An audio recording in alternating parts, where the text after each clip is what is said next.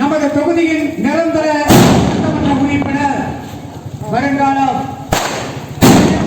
உதயசூரியன் MLA அவர்களை வருக வருக என அன்போடு வரவேற்கிறோம்.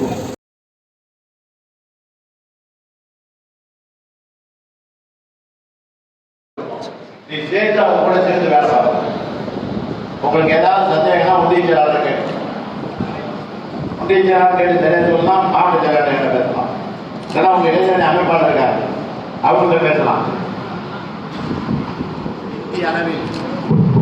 இந்திய அளவில் ஒரு இயக்கம் கட்டுக்கோப்பாக ஜனநாயக ரீதியில் இருக்கிறது என்று சொன்னால் திராவிட முன்னேற்ற கழகம் ஒரு இயக்கம் தான், வேற இயக்கம் கிடையாது. எனக்கு முன்னால பேசுற சிதம்பரம் பேசுறாரு, நாங்க 10,000 ரூபாயை வசூல் பண்ணி தளபதிக்கு கொடுக்கறதுக்குள்ள என் பேரை சொல்லி கொட்டாய போய் 5 ரூபா 10 ரூபா 5 ரூபா 10 ரூபா அதுக்கு மேல தரமாட்டாங்க. நான் சொல்றது 86 1986 இளைஞர்களை உருவாக்கி இளைஞர்களை வளர்ச்சி நிதிக்காக நினைவேல் வாழும் தலைவர் துரை பெரியசாமி அவர்கள் தளபதியை சின்னசேலத்துக்கு வரவழைத்தார். அப்போது வரவேற்கப்பட்ட போது அவருக்கு இளைஞரை வளர்ச்சி நிதி தர வேண்டும் என்று சொல்லி இன்னும் கட்சியா ஓகி சொல்லணும்னா அவர் சிதம்பரத்தை ஒட்டி இளைஞர்களை அமைப்பாளர் ஆகணும் தான் நாங்களாம் பட்டாபட்டாயா வருஷத்துலையா போய் 5 ரூபா 10 ரூபா 50 ரூபாய்க்கு மேலே தர மாட்டாங்க. அப்படி வசூல் பண்ணி 10ஆவதுக்கு நாங்களாம் இப்போ படிச்சுட்டு இருக்க காலேஜ் ஸ்டூடெண்ட் 10ஆவதுக்கு நாங்கள் ஒரு வீட்டிலாம் கேட்டு அந்த பணத்தை போட்டு 10,000 ரூபா சின்னத்தில் மாணவன் துறை பெரியசாமி வைத்துக் கொண்டு அந்த 10,000 ரூபாய் நிதியை அன்றைக்கு வழங்கினோம். அதற்கு ஆக்கமும் ஊக்கமும் எந்த வெற்றியும் பூரா வசூல் பண்ணல. நம்ம வடக்கிழந்து இந்த பகுதி இப்படிதான் கைடு சுத்தூர் செல்லப்பட்டு இந்த மாதிரி இடத்துல யாரெல்லாம் தெரியுமோ அவங்களுக்குலாம் போய் கேட்டோம். அப்படியெல்லாம் கொடுத்து அன்றைக்கு 1986 10,000 ரூபாய் இளைஞர் வளர்ச்சிக்காக கொடுக்கப்பட்டது. சிதம்பரம் இளைஞர் அமைப்பாளராக ஆக வேண்டும் என்பதற்காகவும் இந்த செயல்பாடுகள் இருக்க வேண்டும் என்பதற்காகவும் அந்த நிகழ்வுகளை எங்களை நாங்கள் ஈடுபடுத்திக் கொண்டோம். நானெல்லாம் படித்துக் கொண்டிருந்த காலம் அரசாங்க வேலைக்கு போகலாம் என்றுதான் நானெல்லாம் இருந்தேன். ஆனால் அதற்கு பிறகு அவருக்கு இளைஞர் அமைப்பாளர் பதவி கிடைக்கல, நாங்கள் சொல்ற ஆளுக்கு கிடைக்கல. அன்னைக்கு அந்த 10,000 ரூபாய் வசூல் பண்ணி கொண்டு போய் கொடுக்கணும் அப்படின்னா அன்னைக்கு புல்லட் மோட்டர் சைக்கிள் 10,000 தான். ஒரு புல்லட் மோட்டர் சைக்கிள் 10,000, நாய் தூக்கு 5,000. அந்த மாதிரி இப்பெல்லாம் இந்த ஹீரோ ஒன்றா இதெல்லாம் வண்டியில் ஹீரோ ஒன்றா சுற்றிக்கலாம் கிடையாது. அந்த மாதிரி காலகட்டத்துக்கு கொடுத்தோம். ஆனால் எங்களுக்கு எந்த பதவியும் கிடைக்கவில்லை. அதனால் நாங்கள் தோன்று விடவில்லை, தொடர்ந்து பணியாற்றி கொண்டிருந்தோம். எனக்கு 88ஆம் ஆண்டு 12ஆம் ஆண்டு ஐயா கலைஞர் அவர்கள் முதல் பட்டியலில் என் பெயரை சின்னசேலத்துக்கு அறிவித்தார். இளைஞர் அணியில் பணியாற்றிய காரணம் தான். 2வது நான் எம்எல்ஏ ஆகும் வரைக்கும் வெள்ளை பேண்ட் வெள்ளை சட்டை போட்டுக்கிட்டு யார் ஒன்றிய அமைப்பாளர் இருக்காங்களோ அந்த அமைப்பாளர் கூட 100 பேரை கூட்டிகிட்டு நான் போனோம். ஆனால் 100 பேரை கூட்டிகிட்டு போறோம். நான் அந்த ஷீல்டு கொடுப்பாரு தளபதி, அந்த அமைப்பாளர் தான் கொடுப்பாங்க, மாமேலுக்கு கொடுப்பாங்க, அருளுக்கு கொடுப்பாங்க, அரசுக்கு கொடுப்பாங்க, முக்கியத்துக்கு கொடுப்பாங்க. நான் சும்மா தான் பார்க்க. நான் எம்எல்ஏ, நான் கிளை செயலாளர் கிடையாது, ஒன்றிய செயலாளர் கிடையாது, மாவட்ட பிரதி கிடையாது. ஆனால் வெள்ளைப்பேட்டை வெள்ளை சட்டை போட்டுட்டு உங்களை மாதிரி உள்ளவங்களை கூட்டிகிட்டு அதில் போனோம். எங்கள் அப்பா பெரியவர் மாரியாப்பில் வந்து கூட எல்லாம் ஊக்குவிப்பார், ஆக்கிவிப்பார். அவர் உட்கார வச்சு போட்டெல்லாம் எடுத்தோம். அப்போ அந்த மாதிரி நாங்கள்லாம் போனோம். கோயம்புத்தூர்ல மாநாடு நடக்குள்ள, இளைஞரின் மாநாடு நடக்குள்ள இந்த மாவட்டத்திலிருந்து யாருமே போக கிடையாது. விழுப்புரத்துல இருந்து ஆர்டி சேகர் என்பவர் இருந்தார். அவர் எல்லாம் நினைக்கிறார். அவர் அந்த மாவட்டத்தோட விழுப்புரம் மாவட்டத்தோடு வந்தார். அப்ப நம்ம கடலூர் மாவட்டத்தோடு இருந்தோம். நான் கூட்டிட்டு போன 250 பேர். என்னுடன் வந்த ஒரு பெரியவர் யார் என்று சொன்னால் 2 பேர் இருந்தாங்க. ஒன்று சின்ன கச்சிராப்பாளையம் பேங்க் தலைவர் வாசுதேவன் என்னுடன் காரில் வந்தார். இன்னொருவர் முன்னாள் பேரூராட்சி தலைவர் பெரியவர் மாணிக்கம் வந்தார். இந்த 2 பேரும் எனக்கு அப்பா வேலை காட்ட போயிட்டாங்க. இந்த 2 பேரும் என் கூட வந்து 250 பேர்த்தையும் 5 பஸ்ஸில் கூட்டிட்டு போனேன். 5 பஸ்ஸு அந்த ஊரில் தொடர்பில் இந்த மாவட்டத்தில் தலைவர் அழைச்சிட்டு போகிறது காலையில் இருந்தவங்க வரல. உடனே விழுப்புரம் மாவட்டத்தோடு சேர்ந்து அந்த ஊர்வலத்தில் என்னை கலந்து கொண்டேன். என்னை கலைஞரும் பார்த்தார், தளபதியும் என்னை பார்த்தார். சும்மா அந்த பதவி வந்துட கிடையாது. உழைப்பு யாருக்கு திராவிட முன்னேற்ற கழகத்தில் இருக்கிறதோ அவருக்கு எந்த காலத்திலும் எந்த நேரத்திலும் மரியாதை கொடுக்கும். திடீர்னு பதவி பெறதுல வேற விஷயம். அதனால் உங்களுக்கு எதிர்காலம் உண்டு. இங்க இருக்கிறவர்கள் நிறைய பேர் சேர்மன் ஆகலாம், ஊராட்சி மன்ற தலைவர் ஆகலாம், ஒன்றிய கவுன்சிலர் ஆகலாம், மாவட்ட நில உதவிக்கு உறுப்பினராக ஆகலாம், சொசைட்டி தலைவர் ஆகலாம். பல்வேறு பதவிகள் படித்த இளைஞர்களாக இருந்தால் உங்களுக்கு எப்படி வந்திருந்தால் நயா பைசா காசு இல்லாமல் நமது ஆட்சியில் வேலை கிடைப்பதற்கு வாய்ப்பு இருக்கும். உங்களுடைய தங்கையர் உங்கள் வீட்டில் இருக்கின்றவர்கள் யாராவது சத்துணவில் எப்படி வந்திருந்தால் அவர்களுக்கு காசு இல்லாமல் சத்துணவு பொறுப்பாளர், சமையலர் போன்ற பணிகள் கிடைப்பதற்கு வாய்ப்பு இருக்கும். அல்லது அரசு போக்குவரத்து நிலையத்தில் ஓட்டுநர் டிரைவரோ கண்டக்டரோ எப்படி வந்திருந்தால் நயா பைசா காசு இல்லாமல் வேலை கிடைப்பதற்கு வாய்ப்பு இருக்கும். அப்படிப்பட்டவர்களை வாழ வைப்பதற்காகத்தான் இந்த 3 மாத காலம் உழைப்பு அந்த உழைப்பை உழைத்தால் இது போன்ற நிலைமைகள் நம்ம அனைவருக்கும் கிடைப்பதற்கான வாய்ப்பு. இன்னும் ஒன்று சொல்லட்டுமா? நீ பைக்கில் வரல, கருத்து வேட்டி கேட்டீங்க, கடை உதயசூரியன் அந்த கொடியை போட்டு அந்த சூரியனை போட்டு பைக்கில் போ. இப்போ உடைய போலீஸ் கண்டா பாரு, அப்போ உடைய போலீஸ் கண்டா வழக்கம் பார்த்து போயிடுவாங்க. அந்த ஒரு விஷயத்துக்கு மட்டுமே நம்ம சப்போர்ட் பண்ணி என்ன போலீஸ் பிடிச்சிட்டான்னு சொல்ல தேவையில்லை. நான் பார்த்தாவே நீ ஸ்டிக்கர் வண்டியை ஓட்டியிருந்தாவே, ஒரு கருப்பு சிவப்பு எம்பளத்தை பார்த்தாலே நீ கையை மணிக்கு அதை பார்த்து ரைட்டு பார்த்து போயிடுவாங்க. ஆனால் இப்போ அப்படி இல்லை. வண்டியை நிறுத்து, லைசன்ஸ் இருக்குதா, ஆர்சி இருக்குதா, பதிவு பண்ணிருக்கியா? ஹெல்மெட் ஏன் போடல? எல்லாம் இருந்தாக்கா பாயா ஊது. நீ ஏன் சொன்னா நாமளே போலீஸ்ல கேட்டாங்க ஃபுல் ட்ரிங்க்ஸ் குடிக்கிறாரு. ஆப்பு கால்லாம் இல்லை, ஃபுல் ட்ரிங்க்ஸ் இருக்கிறாரு. சரி தப்பி சண்டை போட்டு அனுப்பி கொடுங்க, வண்டி வாங்கிக்கிறீங்க, நாளைக்கு வண்டி கொடுங்க. இது மாதிரி சொல்லுகின்ற நிலைமைகள் எல்லாம் நம்முடைய கரகாட்சியில் இருப்பதற்கு வாய்ப்பே இல்லாமல் போகும். அதை வந்து நம்ம கிட்ட இருக்கிறவங்க அரசாங்க வேலை கிடைக்கணும். இப்பெல்லாம் ரேட்டு ஒரு ஆயாம வேலை வாங்கணும்னாக்கா 3 லட்சம் ரூபா தோறாங்க. பொறுப்பாளருக்கு 5 லட்சம் ரூபா, சேர்த்துமேனா போறவனுக்கு 7 லட்சம் ரூபா. ஊராட்சி கிளையில ஊராட்சியில் இருக்கிற ஊராட்சி செயலாளர் பஞ்சாயத்து கிளர்க்கு வேலைக்கு போனா 5 லட்சம் ரூபா ரேட்டு பிக்ஸ் பண்ணிட்டான். ஒரு வாரியார் ஒரு பள்ளிக்கூடத்துக்கு இன்னொரு பள்ளிக்கூடத்துக்கு மாற்றி போடணும்னாக்க அதுக்கு ரேட் வச்சுருக்காங்க. எலிமெண்ட்ரி ஸ்கூலுக்கு ஒரு ரேட்டு, ஹை ஸ்கூலுக்கு ஒரு ரேட்டு, ஹையர் செகண்டரிக்கு ஒரு ரேட்டு, ஹெச்எம் பெரியவாஜருக்கு ஒரு ரேட்டு. இந்த மாதிரி அவலநிலைகள் எல்லாம் மாற்ற வேண்டும். மாற்ற வேண்டும் என்று சொன்னால் எங்களோடு சேர்ந்து நீங்கள் அதிகமாக பணியாற்ற வேண்டும். நான் 10 கோடி பார்த்தா நீங்க 20 கோடி பார்க்கணும். அது போன்ற வேலைகளை தாங்கள் முழுமையாக ஈடுபடுத்திக் கொள்ள வேண்டும். இன்னொன்று சுருக்கமா சொல்றேன், நீ மட்டுமல்ல,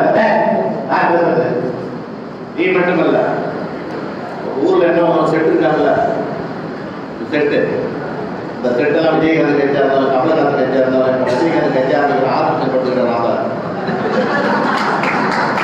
இந்த மாதிரி ஆளுநர் நாங்கள் தான் ஆட்சியில் இருக்கிறோம், எங்க கூட வாங்க, சிலதெல்லாம் நடக்கும், தேவையில்லாம போகாதீங்க அப்படின்னு சொல்லி உங்களுடைய பேச்சா திறமையா அவங்க கூட்டிட்டு நீ சொன்னீங்கன்னா நான் வந்து அவங்களுக்கு கூட்டு சாப்பிடலாம், வேட்டியெல்லாம் கட்டிவிட்டு நாம கூட அவங்க சேர்த்துவோம். அதை சேர்க்கிற வேலை நீ நினைச்சா 10 பேர் அந்த வேலையை முழுமையாக ஈடுபடுத்தி. 8வது ஓட்டு இதெல்லாம் இருந்தாலும் பார்த்துங்க. வேட்பாளர் ஓட்டு இல்லைன்னா ஓட்டு அதை சீக்கிரம் சேர்க்கிற வேலையை பார்த்து நம்ம ஊரில் யாராவது கூட ஒரு ஃப்ரெண்ட்ஸுக்கு ஓட்டு இல்லைன்னா திருப்பி ஆன்லைனில் சேர்க்கிற வேலையை தானே முழுமையாக ஈடுபடுத்திக் கொள்ள வேண்டும். இது போன்ற கருத்துக்களை சொல்ல வேண்டும் என்பதற்காக தான் உங்களை ஒரு அரங்கத்தை கூட்டி இந்த கருத்துக்களை எல்லாம் சொல்லி இந்த நிகழ்வை உருவாக்கி தர வேண்டும். அதிமுக முதலீட்டுப்படுத்தலாம் வச்சுக்கிட்டே எடப்பாடி பழனிசாமி ஓபிஎஸும் காசு கொடுத்து ஓட்டு வாங்கிக்கலாம்னு பார்க்குறாங்க. நான் 2011 ஒரு ஓட்டு 500 ரூபா கொடுத்தாங்க, அதனால ஜெயிக்க முடியல. ஓட்டே 100 ரூபா பணம் கொடுக்காதவங்க ஜெயிக்கிட்டான். அப்ப பணம் ஒரு பெருசு இல்லை, பணம் முக்கியம் தான் இல்லை. இப்படி பார்த்தா கொரோனா வந்துருப்பான், தொட்டா கொரோனா வந்துருப்பான். அப்படியே அது வந்து ஒன்றிய போவான். இந்த மாதிரி காலத்தில் கூலி வேலைக்கு போக முடியல, எங்க வேலைக்கு போக முடியல, சாப்பாட்டு வழியில் தளபதி சொன்னார் ஒரு குடும்பத்துக்கு 5000 ரூபாய் பணம் வந்து சொன்னார். கொடுத்தானா? 1000 ரூபாய் கொடுத்தான். ஆனா இப்ப தேர்தல் 3 மாசம் வரப்போதுன்னு சொல்லிட்டு பொங்கலுக்கு ஒரு அட்டைக்கு 2500 ரூபாய் கொடுக்குறான். 2000 கொடுக்குறான், 5000 ரூபாய் கொடுக்குறது. இப்ப ஓட்டு போடாம 2500 ரூபாய் கொடுக்குறான். யாரை ஏமாந்துகிட்ட வேலை? அதனால் நாம் விழிப்புணர்வு இருக்க வேண்டும். எங்க ஊர்ல இருக்கிற அக்கா தங்கச்சிலாம் சொல்லணும், அந்த கட்சிக்காரனா தான் நான் ஊருக்கு குப்பை விட்டு சொல்லு. இந்த பாரு, ரேஷன் கடையெல்லாம் தனியாருக்கு போதான். தனியாருக்கு போச்சுனாக்கா அவன் நினைக்கிற அன்னைக்கு தான் என்ன போடுவான், நினைக்கிற அன்னைக்கு தான் அரிசி போடுவான், பருப்பு போடுவான். இதே மாதிரி இருக்கணும்னா தளபதி முதலமைச்சர் அவர் தான் திமுக ஆட்சி வந்தாதான் இது ஒழுங்கா நடக்கும். இப்பவே பாதி போடுறான், பாதி நிறுத்திடுறான். அதனால தனியாருக்கு வந்து சட்டம் போட்டுக்கிறான் தாடி வைக்க போது. அதனால அதை ஆதரிக்கிறான் எடப்பாடி பழனிசாமி. அதனால இதுக்கு நாம் உறுதுணையா போகக்கூடாது, நாம் இப்படிலாம் பண்ணணும் அப்படின்னு சொல்லுகின்ற நிலைமையில் நாம முழுமையாக ஈடுபடுத்திக் கொள்ள வேண்டும். ஒரு அமைப்பாளர் 2 துணை அமைப்பாளர், ஒரு கிளைக்கழகத்திற்கு கிளை செயலாளர் 2 பிரதிநிதி போட்டிருப்பது போல் தாய் கழகத்திற்கு எந்த அந்தஸ்தை தளபதி மு.க. ஸ்டாலின் வழங்கி இருக்கிறாரோ அதே போல இளைஞரணி மாநில செயலாளர் தளபதியுடைய அனுமதியோடு ஒவ்வொரு கிளைக்கும் ஒரு அமைப்பாளராக 2 துணை அமைப்பாளராக அதற்கு சமமாக போட்டிருக்கின்ற ஒரே அணி இளைஞரணி தான். அந்த அளவுக்கு மரியாதையை ஊக்கமாக கொடுத்திருக்கிறார். நாளைக்கு நீ எண்ணெயே இல்லாத உதயநிதிக்கிட்ட போய் மாநில செயலாளர் உதயநிதிக்கிட்ட போய் உனக்கு ஒரு இன்டர்வியூ வந்துருந்ததுன்னா நான் வடக்கிழந்தல், நான் கத்திராப்பாளையம், நான் அம்மாப்பேட்டை, நான் வெங்கடாப்பேட்டை, நான் தகரை, நான் கர்நாடகம், சின்னசேலம் ஒன்றியம், சின்னசேலம் நகர், 11வது வார்டு, 2வது வார்டு, சங்கராபுரம், மண்மலை, எடுத்துவாயிடம் வரிக்கும் அப்படின்னு நீ லெட்டரை காட்டி இன்டர்வியூ கார்டை காட்டி உன் இருக்கிற இந்த போட்டோ படிக்கிற போட்டோ ஒரு போட்டோ எடுத்துக்கொண்டு இப்படி காட்டி வச்சுக்க என்னையே கேட்க மாட்டாங்க. உன்னை உடனே போட்டு கையெழுத்து போட்டு கொடுத்துருவாங்க. 3 நாள் ஒரு வேலை வரும். அந்த கட்சி தான் திமுக.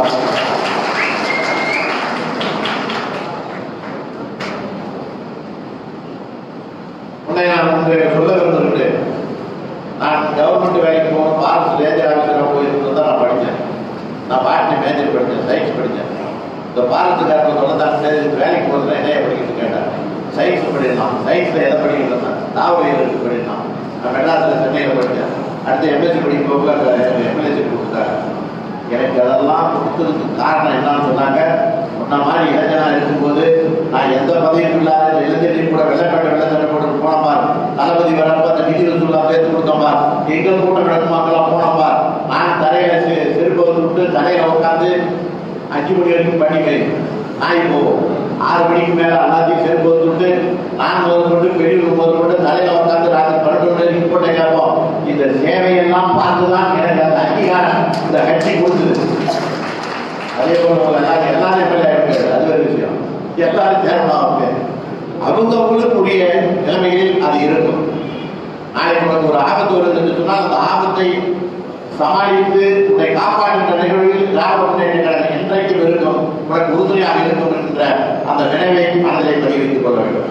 இந்த ஆட்சியில் நடைபெற சூழ்நிலை சொன்ன பாருங்க, இவ்வளவு லஞ்சம் வாங்குறாங்க, கொள்ளையடிக்கிறாங்க அப்படின்னு. சிபிஐ வந்து கண்டுபிடிச்சி விஜிலன்ஸ் கோர்ட்லாம் கொடுத்தாச்சு, கொள்ளையடிக்க கோர்ட்லையும் போட்டாச்சு. இந்த காலதாமதம் ஆகுதுன்னு சொன்னதுனால தான் தளபதி எந்த மந்திரி எவ்வளவு கொள்ளையடிச்சான், எந்த ஆதாரத்தோட வச்சிருக்கிறான் அப்படிங்கிற அந்த நிகழ்வுகள் எல்லாம் கொண்டுட்டு போய் கவர்னர் கொடுத்துருக்காங்க. கவர்னர் காசு கேட்க அதை படிக்கவும் தெரியாது. ஏன்னா நாம கொடுக்குற குற்றச்சாட்டு இருக்கிறாங்க. அதெல்லாம் கேட்கும், வாய் பேச தெரியும், கண்ணு தெரியும், படிக்க தெரியும். ஆனால் நாம் அந்த ஆட்சியின் மீது கொடுக்கின்ற குற்றச்சாட்டை படிக்க தெரியாது. ஏன்னா அவனோட உறவு வைத்திருக்கிறோம். கூடிய விரைவில் 3-4 மாதம் கழிச்சு வர வேடிக்கை என்ன நடக்கும். உடனே சொன்னேன், அவன் எந்த பணத்தை காட்டினாலும் எந்த கூட்டணியை காட்டினாலும் பொதுமக்கள் நமக்கு வாக்களிப்பதற்கு தயாராக இருக்கிறார்கள். அந்த பொதுமக்களை உங்களை கூட்டணி கட்சிகள் அவர்கள் பயன்படுத்த வேண்டியது உங்களுடைய கடமை. அப்படி அந்த கடமை செவ்விடை செய்யப்படுகின்ற போது 20,000 வாக்குகள் 30,000 வாக்குகள் ஒவ்வொரு தொகுதியிலும் உதயசூரியன் அதிக வாக்குகளை பெறுவதற்கு நல்ல வாய்ப்பாக அமைந்திருக்கிறது. இந்த நேரத்தில் நான் எழுதி சொல்லி இனிமேல் தொகுதி கூட்டம் போட்டாலும் சரி, கிராம சபை கூட்டம் போட்டாலும் சரி, கிராம சபை கூட்டம் போட்டாங்க அதுக்கு சட்டம் போட்டாலும் இருப்ப கிராம சபை அரசாங்கம் தான் நடத்தணும். அரசாங்கமே நீ நடத்தாதான் நான் நடத்தணும். ஊராட்சி மன்ற தலைவர் தான் நடத்தணும். ஊராட்சி மன்ற தலைவர் இருக்காங்களா, டவுன் பிரசிடென்ட் இருக்காங்களா, எல்லாம் எலெக்ஷன் நடத்தாத விட்டாங்க ஆட்சியில். அதனாலதான் தளபதி சொன்னார், கிராம சபை நடத்த கூட்டத்தை நாம போய் நடத்தணும். உடனே என்ன சொல்றாங்க, அது வந்து அரசாங்கம் தான் நடத்தணும், நீங்க நடத்தக்கூடாதுன்னா.